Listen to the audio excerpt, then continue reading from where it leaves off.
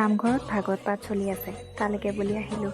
আজি অৱশ্যে পঞ্চমটো দিন, আমাৰ আহোঁকে অহাই হোৱা নাছিলে, কিন্তু আজি আমি ফাইনেলি আহিলোঁ।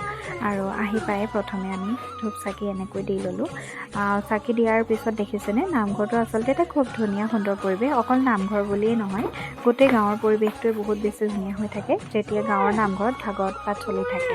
তাৰ পাছতে আহিলোঁ আমি চাহ খাবলৈ বুলি। নিচি আকৌ কিন্দাজুই খোৱাতে ব্যস্ত। এয়া দেখিছেনে, নামঘৰত গোপিনীসকলে ধুনীয়াকৈ চাহ দিছে সকলোকে। আৰু তাৰপাছতে অকণমান ভাগৱত পাঠ শুনো বুলি আহিলোঁ নামঘৰৰ ভিতৰলৈ। এইজনী হৈছে কণমানি আয়ু, মোৰ মামা ককাৰ নাতিনী। তাইও দেখিছেনে ইমান ধুনীয়াকৈ নামঘৰত আহি বহি আছেহি। তাহাঁতি বোলে সদায় আহে। আৰু নামঘৰৰ পৰিৱেশটো আপোনালোককো অকণমান দেখাবলৈ চেষ্টা কৰিলোঁ। ইমান ধুনীয়া আমাৰ গাঁৱৰ নামঘৰটো। আৰু এয়া হৈছে বৌহঁত, মই তেওঁলোকৰ লগতে বহি আছোঁ। আৰু তাতে আচলতে ভাত খোৱাৰ ব্যৱস্থা কৰা হৈছে নিৰামিষ ৰাতিলৈ। নিচেই এয়া দেখিছেনে, বায়েকক লগ পাই ধুনীয়াকৈ তাত ভাত খাবলৈ বহিলেগৈ। আমিও অৱশ্যে খাই ল'লোঁ। আৰু খাই বৈ লৈ পেলাই আমি সেৱা এটা কৰি পেলাই ঘৰলৈ বুলি আহিবলৈ ওলালোঁ।